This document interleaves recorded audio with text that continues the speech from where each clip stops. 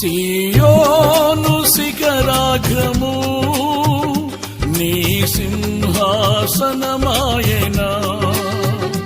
సియోను శిఖరాగ్రము నీ సింహాసనమాయనా,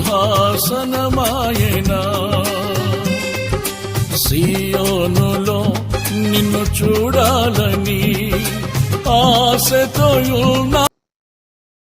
ఇద్దరు తల్లుల్లో వారు దేవుని మార్గంలో పిల్లల్ని ఎలా పెంచారో మనం వారి గురించి మనం నేర్చుకుంటాం. కనుక ఈరోజు మనం ఏమి వారి గురించి మనం నేర్చుకుంటామంటే, ఒక మాట ఉంది, వాళ్ళిద్దరూ లోయి మరియు యూనికే నుండి మనం నేర్చుకోగల 3 పాఠాలు ఉన్నాయి. ఈ 3 పాఠాల ముందు 3 lessons Lois and Eunice can teach moms about raising god sons, అంటే రేజింగ్ గుడ్ సన్. ఎందుకంటే ఇద్దరు తల్లులు ఒక కుమారుణ్ణి ఏ రీతిగా పెంచారో మరి ఈరోజు మనం ధ్యానించుకుందాం. కనుక మనం చూసినప్పుడు తిమోతికి రాసిన 2వ పత్రికలో మనం చదివాము ఆ భాగం. అయితే ఇక్కడ మనం చూసినప్పుడు తిమోతికి అమ్మమ్మ వచ్చి ఎవరు? లోయి. అమ్మ వచ్చి యూనికే. మరి ఇద్దరు ఆ రీతిగా మరి వారు ఉన్నప్పుడు మరి ఇద్దరు స్త్రీల యొక్క విశ్వాసాన్ని భవిష్యత్ తరాలకు అందించేటువంటి తల్లులకు ఒక ప్రకాశవంతమైన ఉదాహరణ ఇది. ఇద్దరు తల్లులు అంటే తల్లి, ఆ తల్లికి తల్లి, వారితో పాటు నడిపించబడినటువంటి మరి ఒక పిల్లవాడు యువకుడైన తర్వాత ఏ రీతిగా ఉన్నాడో మనం చూస్తాం. కనుక పౌలు తిమోతికి రాసిన లేఖలో లోయి మరియు యూనికే గురించి ప్రస్తావించాడు. తిమోతికి రాసిన 2వ పత్రిక 1వ అధ్యాయం 5వ వచనంలో పౌలు అన్నాడు అన్నమాట. ఎందువల్లంటే, నువ్వు ఎప్పుడైతే తిమోతి నీకింత విశ్వాసం ఉంది, నువ్వు ఇలా ఉన్నావో కారణం ఏంటంటే, నీ అవ్వ అయిన లోయలోను నీ తల్లి అయిన యూనికేలో ఆ విశ్వాసము వసించిన కనుక అది నీ యందు సహా వసించుని ఎరుగుదును. అంటే గొప్ప సాక్ష్యం అన్నమాట. అంటే ఒక తల్లి ఆ కుమారుడిని పెంచినప్పుడు, తల్లి అమ్మమ్మ, మరి ఆ బిడ్డలు ఎలా ఉంటారో మరి అపోస్తలుడైన పౌలు గారు మరి తిమోతిని గురించి ఆ మాట అంటున్నాడు. ప్రియమైన వాళ్ళరా, కనుక లోయి యూనికే దేవుణ్ణి, తిమోతిని దేవుణ్ణి మరి ఆయన వాక్యాన్ని ప్రేమించేలా పెంచారంట. దేవుని వాక్యాన్ని ప్రేమించేలా పెంచారు వాళ్ళు. కనుక ఆ రీతిగా అతను ఉన్నాడంటే అతను సేవ చేయటానికి, సంఘములో ఉండటానికో, అయితే కాపరిగా కానీ ఒక సేవకుడికి కానీ ఏ రీతిగానే వాడుకున్నట్టుగా మనం చూస్తున్నాం. కనుక ఈరోజు మనం చూస్తే గ్రీకు భాషలో మనం చూసినప్పుడు లోయి అనే మాటకు అర్థం ఏంటంటే సుపీరియర్. సుపీరియర్ అంటే బెటర్. ఏంటి ఆ సుపీరియర్ బెటర్ అంటే, మన మాట చూసినప్పుడు ఉన్నతమైనది లేదా అత్యంత అందమైనది కూడా తెలుగులో అర్థాలు ఉంటాయి కొన్ని. ఉన్నతమైనది, అత్యంత అందమైనదని. అలాగే యూనికే గురించి చూస్తే గ్రీకు భాషలో గుడ్ విక్టరీ అంటాడు. గుడ్ విక్టరీ అంటే మంచి విజయం. ఏంటి మంచి విజయము? అది ఆనందకరమైన విజయంగా మారింది. ఎందుకంటే తన కుమారుని ఆ రీతిగా పెంచినందుకు ఆమెకు ఆ పేరు పెట్టారు. ఏమని? మంచి విజయం, ఆనందకరమైన విజయం అని మనం అంటాం. కనుక ఈ రకంగా మనం చూసినప్పుడు వారిద్దరి యొక్క సంరక్షణలో ఆ కుమారుడు ఏ రీతిగా ఎదిగాడో మనం చూస్తాం. కనుక ఇక్కడ మనం చూసినప్పుడు పౌలు తిమోతిని పరిచర్య సన్నద్ధం చేసినటువంటి ఆ పరిశుద్ధాత్మ ఎవరి ద్వారా? అమ్మమ్మ, తల్లి ద్వారా ఆ రీతిగా సిద్ధపరిచినప్పుడు తిమోతిలో ఉన్నటువంటి నిజాయితీ విశ్వాసం, ఆ నిజాయితీ విశ్వాసము ఎవరి ద్వారా వచ్చిందంటే తల్లిని బట్టి, అమ్మమ్మని బట్టి వచ్చినట్టుగా మనం చూస్తున్నాం. కనుక ఈ రకంగా మనం చూస్తే అపోస్తలుల కార్య గ్రంథం 16వ అధ్యాయము 1వ వచనంలో ఒకసారి మనం చూసినప్పుడు, అపోస్తలుల కార్య గ్రంథము 16వ అధ్యాయము 1వ వచనంలో పౌలు అంటున్నాడు, దెర్బేకును లుస్త్రకును వచ్చెను, అక్కడ తిమోతి అను ఒక శిష్యుడు ఉండెను. ఎవరన్నారు? తిమోతి. అంటే పౌలు ఆ దెర్బేకును లుస్త్రకు వచ్చినప్పుడు ఆయన మిషనరీ ప్రయాణాల్లో తిమోతి అక్కడ ఉన్నాడు. తిమోతి అక్కడ ఉండేను, శిష్యుడు ఉండేను. అతడు విశ్వసించిన యొక్క యూదురాలి కుమారుడు. అతని తండ్రి గ్రీసు దేశస్థుడు. కనుక మనం అనుకుంటాం ఇంటర్ కాస్ట్ మ్యారేజ్లు, గ్రీకు సంబంధించినటువంటి తండ్రి, యూద మతానికి చెందినటువంటి తల్లి, మరి వారిద్దరికి పుట్టిన బిడ్డను ఏ రకంగా పెంచారో అది మనం జాగ్రత్తగా ఆలోచించుకోవాలి. ఒక తల్లి తండ్రి, మరి తండ్రి చూశాడో లేదో మనకు తెలియదు కానీ తర్వాత చూస్తాం. తల్లి అమ్మమ్మ మాత్రం దేవుళ్ళ విశ్వాసం ఉంచినటువంటి వాళ్ళుగా వాళ్ళు పెంచడం చూస్తున్నాం. అలాగే మనం చూసినప్పుడు తిమోతికి రాసిన ఒకసారి మనం చేసినప్పుడు తిమోతికి రాసిన మొదటి పత్రిక 4వ అధ్యాయము 14వ వచనం చూస్తే, పెద్దలు హస్త నిక్షేపణము చేయగా ప్రవచన మూలముగా నీకు అనుగ్రహింపడిన నీలో ఉన్న వరమును అలక్ష్యము చేయకుము. అంటే పెద్దలు ఏదైతే నీకు ఆ వరాన్ని నీకు చేయటానికి వాళ్ళు నిన్ను సిద్ధపరిచారో దాన్ని మాత్రం నువ్వేం చేయాలా? అలక్ష్యం చేయొద్దు. అలక్ష్యం చేయకుండా దాన్ని పట్టుకొని గట్టిగా దాని ప్రకారం విశ్వాసంలో ఉండాలని ఆ మాట అంటున్నారు. తిమోతి తండ్రి తాత ఇద్దరు గ్రీసు దేశస్తులే. ఇద్దరు గ్రీసు దేశస్తులు అయితే వారు విశ్వాసం లేని వారే ఉన్నారు. కానీ అతని తల్లి అమ్మమ్మ ఇద్దరు యూదులయ్యి యేసుక్రీస్తులో విశ్వాసం ఉంచిన వారు అంటాడు. యూదులుగా ఉండి తండ్రి లేడు, తండ్రితో పాటు తాత వాళ్ళ నానమ్మ వాళ్ళు కూడా విశ్వాసం లేరు వాళ్ళందరూ. కానీ ఆ రీతిగా ఉన్నట్టుగా మనం చూస్తూ ఉంటే తిమోతి అనే మాటకు అర్థం ఏంటంటే గ్రీకు భాషలో తిమోతియోస్ అంటారు. గ్రీకు భాషలో తిమోతియోస్ అంటే దేవుణ్ణి గౌరవించడం, హానర్ గాడ్. దేవుని గౌరవించడం అనే మాట ఎలా వచ్చింది అంటే చిన్నప్పటి నుంచి లేఖనాల్లో తల్లి అమ్మమ్మ పెంచారు. ఆ లేఖనాలు బోధన వల్ల దేవుణ్ణి గౌరవించే వ్యక్తిగా ఉన్నట్టుగా మనం చూస్తున్నాం ప్రియమైన వాళ్ళరా. కనుక తిమోతికి రాసిన మొదటి పత్రిక మొదటి అధ్యాయము, తిమోతికి రాసిన మొదటి పత్రిక మొదటి అధ్యాయం 5వ వచనం చూస్తే ఉపదేశ సారమేదనగా పవిత్ర హృదయం నుండి, మంచి మనస్సాక్షి నుండి, నిష్కపటమైన విశ్వాసము నుండి కలుగు ప్రేమయే. అది ప్రేమ ఎలా వచ్చిందంట? ఆ విశ్వాసము నుండి కలుగు ప్రేమ ఏంటంటే పవిత్ర హృదయం నుండి. దానికి ముందేమొచ్చింది? ఉపదేశ సారాను. ఉపదేశం ఏదైతే తల్లిదండ్రులు ఉపదేశించారో ఆ ఉపదేశ సారం ఏదనగా పవిత్ర హృదయం నుండి, మంచి మనస్సాక్షి నుండి, నిష్కపటమైన విశ్వాసం వచ్చింది.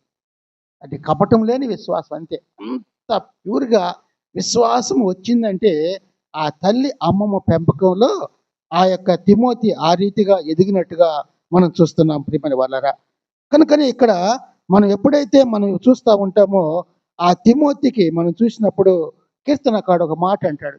కీర్తనకారుడు మన 36వ కీర్తన 86వ కీర్తన 6వ వచనం చూస్తే 16వ వచనము 86వ కీర్తన 16వ వచనంలో, నా తట్టు తిరిగి నన్ను కరుణింపుము, నీ సేవకునికి నీ బలము అనుగ్రహింపుము. బహుశా తిమోతి కూడా అలాగే అన్నాడు, నీ సేవకునికి బలం అనుగ్రహించయ్యా, నా తట్టు తిరిగి నీ కరుణ నాకు చూపయ్యా అంటూ అక్కడ అన్నాడు. నీ సేవకురాలి కుమారుని రక్షింపము. ఏ రీతిగా తల్లి పెంచిందో తల్లిని కూడా జ్ఞాపకం చేసుకుంటూ నీ సేవకురాలి కుమారుని రక్షింపము అనే మాట మనం చూస్తున్నాం ప్రియులారా. కనుకని ఇక్కడ విశ్వాసముతో మనము ఉండాలి అంటే ఒక ప్రతిబింబం అంటారు. ప్రతిబింబించడం అంటే రిఫ్లెక్ట్ అవటం. ఏంటి రిఫ్లెక్ట్లు అంటే విశ్వాసములో ఎదగటానికి సహాయం చేసిన స్త్రీలు ఉన్నారు. ఎవరైనా తన బిడ్డలకి విశ్వాసముతో పెంచటానికి అటువంటి స్త్రీలు ఉన్నారా అని ప్రశ్నించుకుంటే ఉంటారు. చాలామంది ఉంటారు. ఎందుకంటే బిడ్డలను చిన్నతనం నుంచే వాక్యంలో పెంచడానికి ఇష్టపడే వాళ్ళు ఉన్నారు. కనుక తర్వాత మనం చూస్తే వాళ్ళ యొక్క ప్రభావం దేవునితో ఆ నడక నడిచే వారిగా తయారు చేయాలి. అంటే దేవునితో, అంటే యేసయ్యతోటి నడిచే విధంగా తయారు చేయాలి. విశ్వాసంతో పెంచాలా, కానీ వారి నడక ఎట్టుండాలా? దేవునితో నడిచే వారిగా ఉండాలి. దేవునితో నడవటం అంటే అనుదినము వాక్యం చదువుకోవటం, ప్రార్థన చేసుకోవటం, దేవునికి సమీపంగా జీవించడం. అదే అంతగా ధ్యానించడం ఉంటే దేవుని దగ్గరగా ఉంటాం. హనోకు 300 సంవత్సరాలు దేవునితో నడిచాడు. అతను జీవించింది 360 సంవత్సరాలు అయితే 300 సంవత్సరాలు దేవునితో నడిచి ఇంకా ఏం చేశాడు? కుమారుల్ని, కుమార్తెలను, మనవళ్ళని కూడా కన్నాడు ఆయన. అంటే ఆయన అంతగా తండ్రిగా ఉన్నాడు. తండ్రిగా ఉన్న వ్యక్తి దేవునితో నడిచాడు. నడిచిన తర్వాత ఆయనకు వివాహమై బిడ్డలకు బట్టి అందరూ బట్టి మనవ సంతానం కూడా వచ్చినా కానీ దేవునితో నడుస్తూనే ఉన్నాడు. అటువంటి నడక విశ్వాసములో చిన్నతనం నుంచే బిడ్డలకి నేర్పేవారముగా మనం ఉండాలి ప్రియమైన వాళ్ళరా. కనుకనే మన పిల్లలు కావచ్చు, మనవళ్ళు కావచ్చు, యవ్వనస్తులు కావచ్చు, విశ్వాసంతో దేవుణ్ణి ఆయన వాక్యాన్ని ప్రేమించేలా ప్రేరేపించాల. చిన్నతనం నుంచే చిన్నబిడ్డలు కావచ్చు, యవ్వనస్తులు కావచ్చు, ఎవరైనా చిన్నతనం నుంచి నేర్పించాలా. కనుకనే ప్రియమైన వాళ్ళరా, దీనికి మనం జ్ఞాపకం చేసుకుంటే ఏమొస్తుందంటే, ఇక్కడ లాస్ట్ చివరిగా మనం చూసేది లోయి యునేకిల యొక్క వాళ్ళు మనకు నేర్పుతున్న 3 పాఠాలు వాళ్ళ జీవితం ద్వారా. ఏమిటి ఆ 3 పాఠాలు అంటే, మొట్టమొదట మన తండ్రుల విశ్వాసం గురించి ప్రసంగాలు, పాటలు అన్నీ ఉంటాయి. తండ్రుల గురించి ఎక్కువ ఉంటుంది, తల్లుల గురించి తక్కువ. కనుక అలాగే తల్లుల విశ్వాసం కూడా అంతే ముఖ్యం. అంతే, తండ్రే కాదు తల్లులు ఉన్నారు.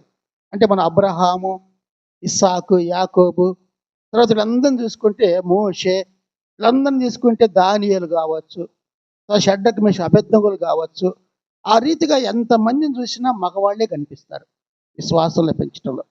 ఉన్నారు, హన్నా ఉంది, తర్వాత మరియమ్మ, యేసుక్రీస్తు అయిన మరియమ్మ ఉంది, కనుక రెబకా కూడా ఉంది. అందరు ఉన్నారు, కానీ వాళ్ళల్లో వీళ్ళు కూడా ముఖ్యమైన వాళ్ళుగా ఉన్నట్టుగా మనం చూస్తున్నాం. కనుక ఈ తల్లులు ఏం చేస్తారంటే పిల్లలతో ఎక్కువ సమయం గడిపేది వాళ్ళే. తల్లి బిడ్డలకు ఎప్పుడు తండ్రి పట్టించుకోకపోయినా, తండ్రి దూరం అంటే బయటికి వెళ్ళి తన పనుల మీద ఉన్నప్పుడు తల్లితో పాటు ఎక్కువ ఉంటారు. కనుక ఎవరితో ఎక్కువ బాగుంటారంటే తల్లితోటే ఉంటారు. ఆ తల్లి ఆ సమయంలో బిడ్డలకి ఏం బోధిస్తుంది? వాక్యాన్ని బోధిస్తుంది, వాక్యం చదవమంటది, విశ్వాసంలో బలపరుస్తూ ఉంటుంది. కనుక అటువంటిగా తల్లికి ఉన్నటువంటి గొప్ప గుణంగా మనం చూస్తూ ఉన్నాం. కనుకనే దైవభక్తి గల కుమారులను పెంచడం గురించి లోయి మరియు యునేకి నుంచి మనం నేర్చుకునే 3 పాఠాల్లో మొట్టమొదటిది ఏంటంటే విశ్వాసాన్ని కలిగి ఉంటాం. Have a faith that is real, అంటే నిజమైన విశ్వాసాన్ని కలిగి ఉంటాం. నిజమైన విశ్వాసం కలిగి ఉంది అంటే ఆ విశ్వాసములో ఆటంకాలు వస్తాయి, కష్టాలు వస్తాయి, శోధనలు వస్తాయి, తర్వాత శరీర బలహీనతలు వస్తాయి. ఇవన్నీ ఉన్నప్పుడు కూడా ఆ విశ్వాసం ఏం చేస్తుందంటే ముందుకు సాగేటట్టు చేస్తుంది, అంతే. కనుక మనకి ఎన్ని సమస్యలు ఉండా, మనం అనుకున్నవి కాకపోయినా, మనం దేవుని మీద నిజమైన విశ్వాసం మనం పెడితే దేవుడు మనం పరీక్షిస్తూ ఉంటాడు, ఎంత ఆలస్యమైనా ఏమైనా. కనుకనే అదే రీతిగా తిమోతిని వాళ్ళ గుణాలు ఏంటంటే యునేకి ఆ యొక్క ఎప్పుడైతే ఆ లోయి వారిద్దరు ఉన్నారో వాళ్ళిద్దరికి ఎన్నో ఆటంకాలు వచ్చినాయి. ఎట్లా ఆటంకాలు వచ్చినాయి? భర్త ద్వారా రావచ్చు, భర్త తండ్రి ద్వారా రావచ్చు, వాళ్ళ తల్లి ద్వారా రావచ్చు. ఎవరి ద్వారా వచ్చిన విశ్వాసాన్ని ఆపకుండా వాళ్ళు ఏం చేశారు? ముందుకు సాగే నిజమైన విశ్వాసంతో. కనుకనే అపోస్తలుడైన పౌలు ఒక మాట అంటాడు, అంత దేవునికి దగ్గరగా ఉండి దేవుని సువార్తను ప్రకటిస్తూ 3 మిషనరీస్ ప్రయాణాలు చేసి ఎన్నో సంఘాలు కట్టిన అపోస్తలుడైన పౌలే 3 సార్లు దేవునికి ప్రార్థన చేశాడు, ప్రభా నీ చిత్తమైతే ఈ ముళ్ళును తీసివేయ అన్నాడు. నీ చిత్తమైతే ఈ ముళ్ళు తీసేయ, ఎందుకంటే భరించలేని స్థితిలో ఉన్నాడు. ఆ కష్టం, ఆ బాధ, ఆ శ్రమలు చూడండి. ఒకసారి కొరింథీయులకు రాసిన 2వ పత్రిక 12వ అధ్యాయం 9వ వచనం. 12వ అధ్యాయము 9వ వచనంలో, అందుకు నా కృప నీకు చాలును, బలహీనత యందు నా శక్తి పరిపూర్ణమవుతున్నదని ఆయన నాతో చెప్పెను కాగా, క్రీస్తు శక్తి నా మీద నిలిచి ఉండే నిమిత్తము విశేషముగా నా బలహీనతల యందు బహు సంతోషముగా అతిశయపడుదును. అంటే మనం నిజమైన విశ్వాసం అంటే మన బలహీనతలోనే మనం అతిశయపడతాం. ఆ అతిశయపడినప్పుడు అంటాడు ఇక్కడ 10లో, నేనెప్పుడు బలహీనుడనో అప్పుడే బలవంతుడును. అంటే మనం అనుకోవచ్చు, మన కొన్నిసార్లు మనకు వచ్చేటువంటి ఆ కష్టాలు బాధల్లో కృంగిపోతాం.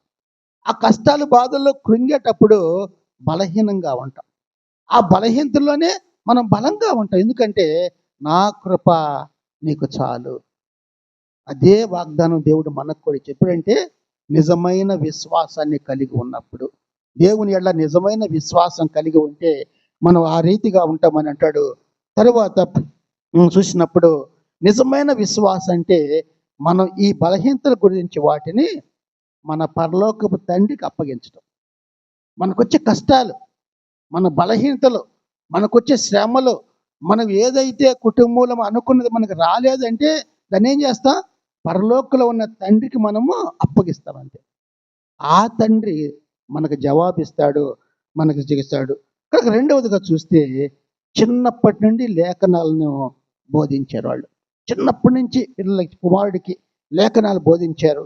Teach the scriptures from A young age. అంటే ఏ రీతిగా బోధించారంటే చూడండి, వాళ్ళ బోధన వల్ల తిమోతికి పౌలు రాస్తున్నాడు.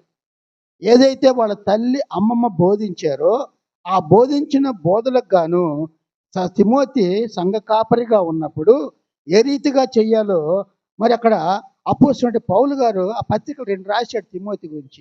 తిమోతి రాసిన మొదటి పత్రిక, రెండో పత్రిక. ఈ రెండో పత్రిక మనం ఒకసారి చూస్తే 3వ అధ్యాయము 14-15 వచనాలు చూస్తే, క్రీస్తు యేసునందుంచవలసిన విశ్వాసము ద్వారా రక్షణార్థమైన జ్ఞానము నీ కలిగి గల పరిశుద్ధ లేఖనములను బాల్యము నుండి నీ వెరుగుదువు గనక. ఎప్పటి నుంచి? బాల్యము నుండి నీ వెరుగుదువు. ఎవరు చెప్పారు? తల్లి చెప్పింది, అమ్మమ్మ చెప్పింది. మనం పాత రోజుల్లోకి వెళ్తే చిన్న బిడ్డలు ఎక్కువ ఎక్కడుంటాడు? అమ్మమ్మ దగ్గర, నానమ్మ దగ్గర తిరుగుతూ ఉంటారు. వాళ్ళు ఏం చెప్తారు? వాళ్ళు పాత కథలు, బైబిల్లో కథలు చెప్తారు, పాటలు పాడతారు. ఇప్పుడు అవన్నీ లేవు. ఉన్నాయా? ఎవదినా? ఇప్పుడు లేవు. ఇక్కడ అంతా టీవీ చూసుకోవటం, లేకపోతే సెల్ ఇచ్చేయటం పిల్లలకి. అంతేగాని దేవుని కూర్చున్నటువంటి పాటలు పాడటం కానీ, దేవుని కథలు పిల్లలకి చెప్పటం కానీ అన్నీ పోయినాయి. ఒకవేళ తల్లి చెప్తా ఉంటే, తల్లి ఒకవేళ పనిలో ఉంటే అమ్మమ్మ చెప్పేదంట. అమ్మమ్మ ఏం చెప్పింది? బాల్యము నుండి నీ వెరుగుదు. ఏం మాటలంటే రక్షణార్థ విశ్వాసము ద్వారా రక్షణార్థమైన జ్ఞానము నీ కలిగించుటకు శక్తిగల పరిశుద్ధ లేఖనము. ఈ లేఖనాల్లో శక్తి ఉంది. పరిశుద్ధమైన లేఖనాలు శక్తి ఉంది. ఆ శక్తితో నింపబడ్డావయ్యా. కనుక నా కుమారుడిని ఆ రీతిగా పెంచాం మేము. ఎప్పుడు? లేఖనాలతో పెంచినట్టుగా మనం చూస్తున్నాం. ఆ తర్వాత వచ్చిన చూస్తే అంటాడు, తర్వాత నీవు నేర్చుకొని రూఢి అని తెలుసుకున్నవి ఎవరి వలన నేర్చుకుంటావో ఆ సంగతి తెలుసుకొని వాటి యందు నిలకడగా ఉండవు. తిమోతి, నువ్వు బాగా వాక్యం తెలుసు, నీకు మంచి బోధలు విన్నావు, అన్ని విశ్వాసం ఉంది. కానీ నువ్వు ఎవరి వల్ల విన్నావో వాటిని మర్చిపోబాక, వాటిని జ్ఞాపం చేసుకో. పౌలు గారే జ్ఞాపం చేసుకునేవాడు. లోయిని యునైకిని ఎక్కడా లేదు, ఒక్క చోటే ఉంది వాళ్ళ పేర్లు. ఎందుకు జ్ఞాపం చేసుకున్నాడు? ఇంతగా తిమోతిని వాళ్ళు పెంచారే. తిమోతి అంటాడు, నా ప్రియమైన కుమారుడు అంటాడు తిమోతి కదా, నా ప్రియమైన కుమారుడు తిమోతి. అటువంటి తిమోతి అంత భక్తిగా ఉన్నాడంటే ఆ తల్లి అమ్మమ్మ చేసినటువంటి బోధ, వాళ్ళు నేర్పేటువంటి దేవుని గుర్చిన పాఠాలు మనం చూస్తున్నాం ప్రియులారా. కనుకనే అక్కడ 16 వచనం చూస్తే, దైవజనుడు సన్నద్ధుడై ప్రతి సత్కార్యమునకు పూర్ణముగా సిద్ధపడి ఉండినట్లు దైవావేశం వల్ల కలిగిన ప్రతి లేఖనము ఉపదేశించుటకును, ఖండించుటకును, తప్పుదిద్దుటకును, నీతి యందు శిక్ష చేయుటకును ప్రయోజనకరమై ఉన్నది. తిమోతి, నీకు ఇంతగా నేర్పించి ఇంతగా ఉన్నప్పుడు సంఘంలో నువ్వు కొన్నిసార్లు కరెక్షన్ చేయాలి. ఆ కరెక్షన్ చేస్తే సంఘం అభివృద్ధిలో నడుస్తుంది, ఆత్మీయంగా బలపరచబడుతుంది. కనుక నువ్వు చేయాల్సింది ఏంది? దైవ సన్నద్ధుడై ప్రతి సత్కార్యమునకు పూర్ణముగా సిద్ధపడి ఉన్నట్లు దైవావేశం వల్ల కలిగింది. ఈ దాదాపుగా ఈ గ్రంథాన్ని దేవుని ఆత్మచేత నింపబడినటువంటి భక్తులు రాసినటువంటి, ఎవరో మామూలుగా రాసింది కాదు. ఈ పరిశుద్ధ గ్రంథం అది ఇప్పుడు చదివితే ఇప్పుడు సంబంధించిన లాగా ఉంటుంది. నువ్వు తర్వాత కొంచెం చూస్తే ఎప్పుడు జరిగిపోయింది. ఎన్ని జరిగిన అన్ని కాలాల్లో, ఎన్ని కాలాలు? Present tense, past tense, future tense మొత్తం కనపడుతుంది మనకి. ఎప్పటికీ క్రొత్తగానే ఉంటుంది అంతే. కనుక ఎందుకంటే దైవావేశం వల్ల కలిగిన, ఏమన్నాడు, కలిగిన ప్రతి లేఖను ఉపదేశించుటకును. నువ్వు చిన్నప్పటి నుంచి చదివావు, ఆ దైవావేశం కలిగిన లేఖనాన్ని ఉపదేశించాలా, ఇంకా ఖండించాలా, తప్పుదిద్దుటకును, నీతి యందు శిక్ష చేయుటకును ప్రయోజనకరమునై ఉన్నది. అది ఆ తల్లి అమ్మమ్మ ద్వారా మనం నేర్చుకోవాల్సిన పాఠం. మన బిడ్డలకు నేర్పిస్తే వాళ్ళు ఏ రీతిగా ఉండాలో ప్రభు వారిని తన చేతిలో తీసుకొని వాడుకుంటాడు. కనుక పిల్లలకు చిన్నతనంలోనే బైబిల్ వచనాలు నేర్పాలా, వారి శాశ్వతత్వాన్ని ప్రభావితం చేయాలా. మనం చూస్తే ఏం జ్ఞాపకం వస్తుందంటే, సండే స్కూల్ అప్పుడే గుర్తొస్తుంది. ఇప్పుడు సమ్మర్ విబిఎస్ అనగానే పిల్లలు సంతోషంగా వెళ్తారు, అప్పుడు మర్చిపోతున్నారు. మరలా వాళ్ళు సండే స్కూల్ జరుగుతూ ఉంటే రోజు కంటత వాక్యాలు అయితే బైబిల్ అని తెలుస్తుంది. మా చిన్నప్పుడు మేము నడుచుకుంటూ వెళ్ళేవాడు బడికి, మన చర్చిలోకి. అక్కడ మేము సండే స్కూల్కి మార్నింగ్ వెళ్ళాము కాదు, కానీ విబిఎస్కి వెళ్ళేవాళ్ళం ఎక్కువ. మార్నింగ్ తక్కువ, ఎందుకంటే చర్చికి వెళ్ళేవాళ్ళం ఒకేసారి అమ్మోళ్ళతో పాటు. కనుక అక్కడ నేర్పే పాఠాలు ఇప్పటికీ గుర్తున్నాయి. ఎందుకంటే చిన్నతనంలో, బాల్యంలోనే మనం నేర్చుకుంటాం కదా, బాల్య దినములందే నీ సృష్టికర్తను స్మరణ తెచ్చుకుంటాడు. కనుక బాల్య దినములోనే మనం నేర్చుకుంటే మర్చిపోం వాటిని ఎప్పుడు. అటువంటి మర్చిపోకుండా ఉండటానికి దానిలో ఆ ప్రతి లేఖనాన్ని ఉపదేశించాలా, అంతా ఖండించాలా, సరిదిద్దాలా, ఇంకా ఏం చేయాలా, నీతి అను శిక్ష వేయటకు ప్రయోజనకరము నీకు. ఆ మూడు అది ముఖ్యమైన అన్నమాట. కనుకనే మూడవదిగా చూస్తే, పరిస్థితులు మిమ్మల్ని ఆపనివ్వకండి. పరిస్థితులు వస్తాయి, సర్కమ్స్టాన్సెస్. ఈ పరిస్థితులు ఏం చేస్తాయి అంటే, don't let circumstances stop you. ఒకసారి మనం అనుకున్న వాతావరణం ఉండదు, అనుకున్నటువంటి సానుకూలత మనకు ఉండదు. కనుక మనం ఏం చేస్తాం, బైబిల్ చదవటం ఆపుతాం, ప్రార్థన చేసుకోవటం ఆపేస్తాం. పొద్దున్న లేవగానే ప్రార్థన చేయకుండా కొన్నిసార్లు మన పనులు చేసుకుంటామేమో, కొన్నిసార్లు మర్చిపోతాం. కనుక ఈ తల్లి, ఈ అమ్మమ్మ, వాళ్ళ పరిస్థితులు ఏంటి? తండ్రి నుంచి పరిస్థితులు, ఆటంకాలు. కనుక అన్ని ఆ పరిస్థితుల సర్కమ్స్టాన్సెస్లో అన్నింటిలో వాళ్ళు ఏం చేశారు, కుమారుణ్ణి విశ్వాసములో బలపరచటం, లేఖనాలు బోధించటం, ఇవన్నీ మానల. దే షుడ్ నాట్ స్టాప్ అన్నమాట. ఎందుకంటే వాళ్ళు చెప్తూనే ఉన్నారంట అంతే. అంటే ఎంతగా వాళ్ళు అంటే ఆ రీతిగా వాళ్ళు చెప్పగలిగారంటే చూడండి. ఎందుకు అన్నారు, తండ్రి ఏమో గ్రీస్ దేశస్తుడు, అతనికి విశ్వాసం లేదు. కనుక వాళ్ళు ఎలా ఉంటారు, వాళ్ళకి యేసుక్రీస్తు ప్రభు అంటే వాళ్ళకి నచ్చదు వాళ్ళకి. అలాగే తల్లి యూద మతం, యూద చెందింది కాబట్టి క్రీస్తులో విశ్వాసం ఉంచింది. అమ్మమ్మ విశ్వాసం తల్లికి వచ్చింది. కనుక వాళ్ళు ఆ రీతిగా ఉంటే ఆ కుటుంబంలో ఉండే పరిస్థితులు ఎలా ఉంటాయి, అట్లా ఉండబాక అని అనవచ్చు. తిమోతిని ఆటంకపరచవచ్చు, తల్లిని ఆటంకపరచవచ్చు, లేకపోతే అమ్మమ్మని ఆటంకపరచవచ్చు. ఆ సమయంలో మనం ఏం చేస్తాం, ఆటంకం వచ్చింది అని చెప్పి ఆగిపోతాం. అన్ని ఆటంకాలు వచ్చిన ఆ తల్లి అమ్మమ్మ ఆ పిల్లవాడిని అలాగే పెంచారు, విశ్వాసంలో పెంచారు. ఏ విశ్వాసము? నిజమైన విశ్వాసం కలిగి ఉండేట్టు చేశారు. చిన్నప్పటి నుంచి లేఖనాలు బోధించారు. అంతేకాకుండా ఆ కొడుకు విశ్వాసాన్ని దోహపడేదానికి ఏం చేశారు వాళ్ళు పరిస్థితులు ఆటంకంగా ఉన్నా దాన్ని వదులుకోకుండా ఆ పరిస్థితిని సానుకూలం చేసుకొని కుమారుడిని పెంచడం నేర్చుకున్నారు అంతే వాళ్ళకి. ఆ రీతిగా ఉన్నట్టుగా మనం చూస్తున్నాం పిల్లరా. అందుకనే తిమోతిని విశ్వాసంతో పెంచడం వల్ల అపోస్తలుడు పౌలుకి ఏమన్నాడు, నా ప్రియ కుమారుడు, బిలోవ్డ్ సన్. అంతగా ఎందుకు అన్నాడు, ఆ తల్లి అమ్మమ్మ పెంపకం ఆ రీతిగా ఉంది. ఎవరి గురించి అనలా, నా ప్రియమైన కుమారుడు అనే మాట ఎవరి గురించి అనలా. తర్వాత మనం చూస్తే ఆ ఇద్దరు స్త్రీలు దేవుని యొక్క మార్గాలను బోధించడం ఆపల. యేసయ్య మార్గాలు బోధించడం ఆపకుండా ఉన్నారు కనుక లోయి మరియు యూనికే 2000 సంవత్సరాల క్రితం జీవించారు వాళ్ళు. అప్పుడు జీవించిన వాళ్ళు తల్లులు అని వారి గురించి నేర్చుకున్నాం. ఈ తల్లులు ఇట్లా ఉంటారు. అమ్మమ్మ కావచ్చు, తల్లి అమ్మ కావచ్చు. అంటే వాళ్ళు ఈ రీతిగా ఉండటం వల్ల వారి విశ్వాస వారసత్వం ఎవరంటే Timothy.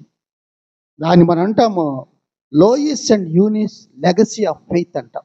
Loess and Eunice of legacy of faith అంటే వారి విశ్వాస వారసత్వము ఎవరికి ఇచ్చారు? ఆమె అయితే మనవడికి అంటది, ఈమెయితే కుమారుడికి.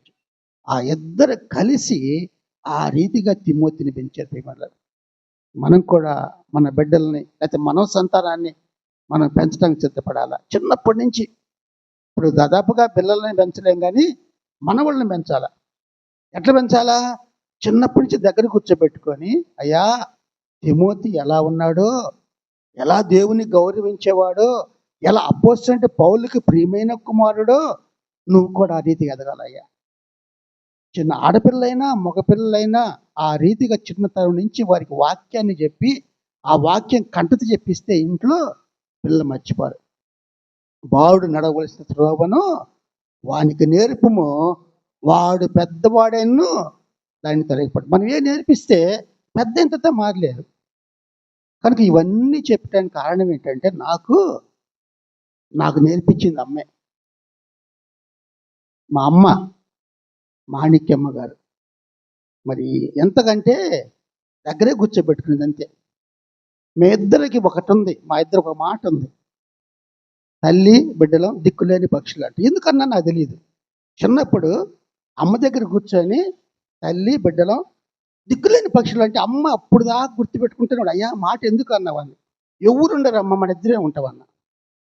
నాయనేమో డ్యూటీకి వెళ్తాడు, దిగునన్నా విన్న థామస్ అని వాళ్ళ పనులు వాళ్ళకి ఆడుకోవటానికి వెళ్తారు. ఉండేది ఎవరు అమ్మ దగ్గర?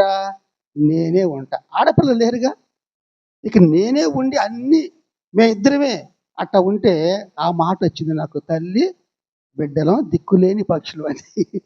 దిక్కుంది అని అప్పుడు చిన్నప్పుడు ఎందుకు ఆ మాట అన్నా. ఆ మాట జ్ఞాపం చేసి నా కళ్ళ నీళ్ళు వచ్చింది. ఎందుకంటే అంతగా నేను దగ్గరున్నా, బాగా ఆ ప్రేమను చూసా. అమ్మ నోట్స్ రాస్తుంది, అసలు వాక్యము బాగా స్పీడ్గా రాసేస్తుంది. చర్చిలో పాస్టర్ గారు చెప్పిన నాకు కూడా రాయటం అలవాటు అయింది. అమ్మ ఇక్కడ వాక్యం సండే స్కూల్ టీచర్గా తీసుకునేటప్పుడే నన్ను ప్రోత్సహించింది. ఇక్కడ పెట్టిన కారణం ఎవరంటే అమ్మ నాన్న ఇద్దరే. ఎందుకంటే వాళ్ళ అడుగు జాడల్లో నన్ను నడిపించారు. నానమ్మలో లేరు కానీ అమ్మే రెండు. ఇక అమ్మమ్మ వాళ్ళు అంటే తాతయ్య వాళ్ళు అంటే వాళ్ళంటే పెద్దోళ్ళు అయిపోయి చనిపోయారు. కానీ ఎక్కువగా నాకు ఈ రకంగా ఉండటానికి కారణం ఎవరంటే అమ్మే మెయిన్ నాకు. ఎందుకు మర్చిపోలేమంటే వాళ్ళ యూనికే లోయని చూస్తుంటే కొంతైనా మాకు నేర్పించారంటే. తిమోతిలా కాకపోయినా కొంతవరకు ఒక 10%, 5% అంతే, అంతవరకే. కనుక ఎందుకంటే స్వార్థ పని చెయ్యటం, బోధించటం ఆపవద్దు. ఎన్ని ఆటంకాలు వచ్చినా, ఎంత ఇది వచ్చినా కానీ దేవుడు యందు విశ్వాసం ఉంచిన తర్వాత దాన్ని ఆపకూడదు. ఏ రీతిగా వాళ్ళు ఏం చేశారు? పరిస్థితులు మిమ్మల్ని ఆపనివ్వకండి అంటాడు. పరిస్థితులు బాగలేనప్పుడు ఆపొద్దు, మనం కొనసాగిస్తూనే ఉండాలి. ఎన్ని కష్టాలు వస్తాయి, బాధలు వస్తాయి. కనుక అటువంటి తల్లి అవ్వ అమ్మమ్మ వాళ్ళిద్దరు ఆ రీతిగా పెంచిందని చూస్తే నాకు జ్ఞాపకం వస్తుంది. ఎందుకంటే పెద్దన్ననే డికోనే బాగా చూసేది అమ్మ. ఆయన విన్నన్ని బాగా చూసేవాడు, థామస్ అన్న చూసేవాడు. నలుగురు బిడ్డలుగా మేము ఉన్నప్పుడు అమ్మ నర్సరాపేటలో వార్డన్గా ఉంది, ఆర్ట్స్ జూనియర్ కాలేజీలో ఉన్నప్పుడు. అమ్మ వారానికో ఇప్పుడు వస్తుంది, నాయన పోయి వచ్చేవాడు, తీసుకొచ్చేవాడు. ఆ తర్వాత ముందు డెసెస్ స్కూల్లో పనిచేసినాడు హిందీ టీచర్గా. చిన్నప్పుడు అమ్మతో పాటు హిందీ కూడా వెళ్ళేవాడు నేను, హిందీ ట్యూషన్కి కంపాలి. వెళ్తే నాకు హిందీ బ్రహ్మాండంగా రాస్తా, హిందీ చదువుతా. ఎందుకంటే అమ్మ దగ్గరే నేర్చుకున్నా. ట్యూషన్ పెట్టినప్పుడు నన్ను తీసుకెళ్తుంది, ఇటు దిండి వెళ్ళేవాళ్ళం. అక్కడికి వెళ్ళి సాయంత్రం పూట ట్యూషన్లో ఉండి అమ్మ అది ఏదో ఉన్నాయమ్మ కొంచెం ప్రవీణ ఏదో ఉన్నాయి, అన్ని పాటలు అన్ని పాస్ అయింది. హిందీలో పాస్ అయ్యి ఎంత బాగా రాస్తుందంటే ఆ రైటింగ్ అందరికీ వచ్చింది దాదాపుగా రైటింగ్. అది నేర్చుకున్నా, ఎందుకంటే అమ్మ దగ్గరే నేను కూర్చున్నా. వీళ్ళు కూర్చునేవాళ్ళు కాదు, వీళ్ళు వీళ్ళు ఏ కాటికి బయటికి పోయి ఆడుకుందని అంటే నన్నేమో బయటికి రానిరు.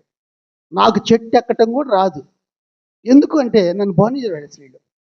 అందుకని నన్ను ఏం చేశారంటే ఇంట్లో పెట్టేశారు, ఆడపిల్లలాగా పెట్టేశారు అంతే. అందుకని అమ్మ ఏం చేసిందంటే చిన్నప్పుడు జడలేసి నాకే ఫ్రాకులు వేసి తిప్పేవాళ్ళు. ఆ పాప వాళ్ళు అచ్చు వీళ్ళందరూ ఉండే రేచులు వీళ్ళందరూ వాళ్ళు వేసి నాకు తిప్పేవాళ్ళు. ఎందుకు? నేనే ఆడపిల్లని. ఆ రీతిగా అమ్మతో ఉన్న అనుబంధం అంత గట్టి ఉంది కాబట్టి ఆ యునీకే లోయి నాకు జ్ఞాపకం వచ్చారు. కనుక ప్రియమైన వాళ్ళరా అంటాడు కదా, మన కుమార్తె బేలా పెట్టింది ఫోటో, అది బాగుంది. అందుకే సామెతల గ్రంథం 10వ అధ్యాయము 7వ వచనంలో నీతిమంతుని జ్ఞాపకం చేసుకుంటా ఆశీర్వాదకరం. కనుక బహుశా వీళ్ళు మనవడి సంతానం ఉన్నారు. కింగు కావచ్చు, బియోలా, చెకీనా, వీళ్ళందరూ ఉన్నారు. బహుశా కొన్ని నేర్చుకొని ఉంటారు అమ్మ దగ్గర.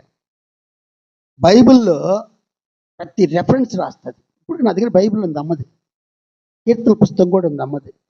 ఎందుకంటే ఆ బైబిల్లో ఆ కీర్తనలకు ఎక్కడెక్కడ ఏ రెఫరెన్స్ ఉందో మొత్తం రాస్తుంది.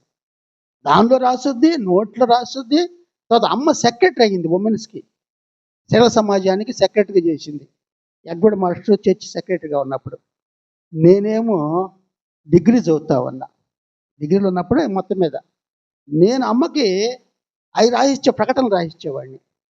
అయ్యా రాయ్యా అంటే రాసిచ్చేవాడిని.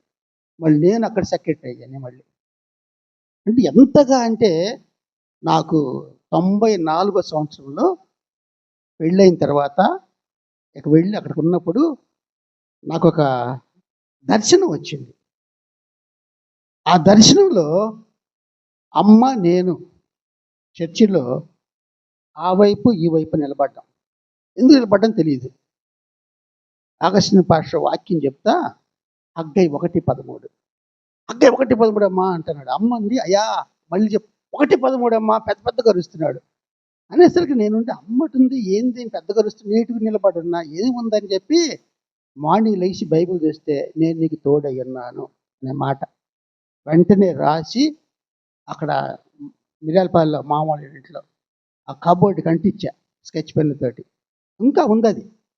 ఎందుకంటే తర్వాత తెలిసింది నాకేందంటే అమ్మేమో బైబిల్ మీద అయ్యి సందకర్ర పట్టుకున్నట్టు నిలబడితే నేను కమిటీ మెంబర్ అయ్యి నేను అక్కడ నిలబడ్డా.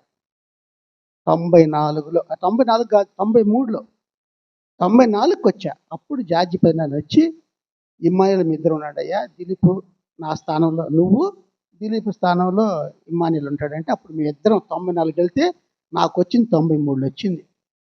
నేను రాను అని ఇది వచ్చిందిగా కరెక్ట్గా అమ్మ మేము అట్ట నిలబడ్డాం. ఆగస్టిన్ పాస్టర్ అలాగే బోధలు మామూలుగా అంతేగా. ఇక ఆ తర్వాత అన్నీ చూసుకుంటే ఎక్కడ ఎప్పుడు వెళ్ళనాళ్ళ మేము చివరి వరకు చర్చిలో ఉన్నాము, ఇంటికాడ ఉన్నాము, ఎక్కడ ఉన్నాము అంతే. కనుక ఇవన్నీ మర్చిపోలేక కొన్ని జ్ఞాపకం చేద్దామని ఈరోజు అమ్మని జ్ఞాపకం చేసుకుంటున్నాం. మరి మీ అందరూ మరి దేవుని కృపను బట్టి ప్రార్థన చేయండి.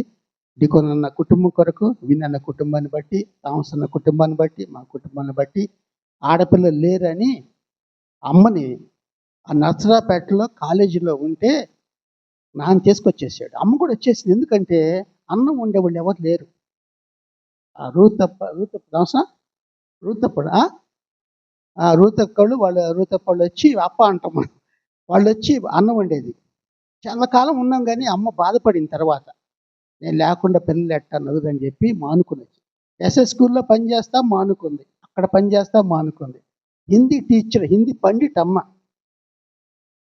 కానీ తర్వాత దేవుని కృపను బట్టి బైబిల్ మీదగా చర్చ. ఇప్పుడు చాలామంది కొంతమంది పెద్దోళ్ళు అడుగుతారు, అమ్మాయి అయ్యా అమ్మ వచ్చి ప్రార్థన చేసిపోద్దయ్యా మా కుటుంబాలకి ఎంత ఇదిగా ఉంటుందో అనేవాళ్ళు నాకు చాలామంది ఉన్నారు. అంత సేవ చేసింది చివరి వరకు. కనుక ఎందుకంటే తల్లిని తండ్రిని సన్మానించిన వాడు దీర్ఘాయుష్యమంత అంటాడు. నీ తల్లి తండ్రిని సన్మానించాలి, గౌరవించాల. గౌరవిస్తేనే నువ్వు దీర్ఘాయుష్మంతుడు. ఒకవేళ నువ్వు గౌరవించకపోతే నువ్వు శాపగ్రస్తుడు అవుతావు అంటాడు పాత నిబంధన లేవి గ్రంథంలో. అట్లా అంటాడు, తల్లిని తండ్రిని ఎవరు కొడతారో వాడు మరణశిక్ష పొందాలంటాడు. ఎందుకంటే అప్పుడే ఎందుకన్నారంటే తల్లిదండ్రులు చూడటం అనేది మన యొక్క బాధ్యత. ఆ బాధ్యతలు అందరూ చూశారు. నా వరకు నేను కొంచెం ఎక్కువగా చూసి ఉంటా. ఎందుకంటే నాకు బాగా ఎక్కువ ఏందంటే వాళ్ళది చూడకపోతే నేను ఉండలేను. సాయంత్రానికి, మధ్యాహ్నానికో స్కూటర్ ఆడబెట్టి ఆ కిటికీ తలుపులో గుండా చూస్తా. ఇద్దరు పండుకున్నారా, ఉన్నారా అని. వర్షం వచ్చినప్పుడు చూస్తా. ఏమో జ్ఞాపకం వస్తదంటే, నేను అక్కడేమో ఆ ఇంట్లో ఉంటిని. వర్షం వస్తే వీళ్ళు ఎట్టుంటున్నారు అని బాధ నాకు. వెంటనే వచ్చేస్తా. ఆ స్కూటర్ పెట్టి లోపలికొస్తా. ఎందుకంటే అయన్నీ బాధేసి నేను దగ్గర లేని అనుకుంటా. అటువంటి సమయంలో మరి దేవుడు మరి చివరి దినాల్లో నాయనకి, అమ్మకి 4 సంవత్సరాలు 4 నెలలే. 4 నెలలకి ఇద్దరు చనిపోయారు. ఫస్ట్ నాయన చనిపోయాడు. తర్వాత అమ్మ చనిపోయింది. అంటే అంత విడరాని బంధం. ఎంత కోపమో అంత ప్రేమ. ఆ ప్రేమ మనం చెప్పలేనిది. కనుక తిండి కాడ కూడా అంతే. పాపం వాళ్ళు ముగ్గురు నిద్రపోతూ ఉండేవాళ్ళు. పెద్దోళ్ళు ముగ్గురు నిద్రపోతూ ఉంటే నేను, అమ్మ మేలుకొని ఉంటాం. నాయన ఎప్పుడు డ్యూటీ నుంచి వస్తాడో నాకు తెలుసు, అమ్మకి తెలుసు. ఏం చేస్తాడు? వస్తా తామసం ఏం చేస్తాడు? లడ్డులు తెస్తాడు. ఆ లడ్డు తినేవాడు నేను. అందుకని నన్ను కొంతమంది లడ్డుడా అని పిలిచేవాళ్ళు అప్పుడు. అంటే అంతగా చివరిదాకా కాపెట్టుకుని నేనే. ఒకళ్ళ నాయన డ్యూటీ నుంచి రాకపోతే అమ్మ ఒకటి నేర్పేది మాకు. మీ నాన్న రక్తపు కూటితో వేద్యం ఆడుతున్నాడయ్యా, మర్చిపోబాకండి. ఎప్పుడు ఎలా వస్తుందో, ఏం వార్త వస్తుందో మనకు తెలియదు. మరి బండి పోయిందంటే, బస్సు పోయిందంటే మళ్ళీ ఎట్లా ఉంటుందో అప్పట్లో భయంకరం అని ఆ మాట చెప్పేది. మేము విన్న వీటందరం ఒక్కొక్క చోట వెళ్ళేవాళ్ళం. లేట్ అయితే వెళ్ళేవాళ్ళం. కొన్ని వార్తలు జరిగినాయి, కొన్ని జరిగినాయి, బాధపడేవాళ్ళం. కానీ ఆయనకు కష్టార్జితం అంతే. లింగక్క తెలుసు ఏం కష్టార్జితం. అక్కడ కష్టం చేసి ఇంటికి వచ్చి ఇక్కడ కష్టం చేస్తాడు. మళ్ళీ ఊడవాలా, బట్టలు ఉతకాలా, ఐరన్ చేసుకొని రావాలా, అన్నీ. ఒకవేళ ఐరన్ చేయించకపోతే అమ్మ బట్టలన్నీ తల కింద దిండి కింద పెట్టి పండుకునేవాడు. అంత బాగా శ్రద్ధ గలవాడు. కనుక యునికి లోయి, నాకు లోయి నాయన అనిపిస్తున్నాడు. కనుక ఎందుకంటే ఆయన కూడా అంత ప్రేమగా చూసేవాడు. బట్టల విషయంలో కానీ, తిండి విషయంలో కానీ మేము ఏనాడు పస్తు అంటే లేదంటే అంత చూశాడంటే. ఆయన తిండు అసలు. ఆయన తినేది ఎప్పుడు? మధ్యాహ్నం 11 డ్యూటీ నుంచి వచ్చి కూడా పనిలో ఉంటాడు అంతే. ఇక ఒక ఆకు పడితే ఎంత తిడతాడో అంత సంతోషం. ఎందుకంటే ఊడవటం అంత ఎక్సర్సైజ్. అదే ఆయనకి మిలిటరీ కాబట్టి అలాంటి ఈరోజు జ్ఞాపం చేసుకుంటున్నాం. మరి దేవుని కృపను బట్టి మీ అందరికీ వందనాలు చెల్లిస్తూ మా కుటుంబం కోసం ప్రార్థించవలసిందిగా ప్రేమతో కోరుచున్నాను. ప్రార్థన చేసుకుందాం. మరి ఇంకొక మాట మాట్లాడతాడు.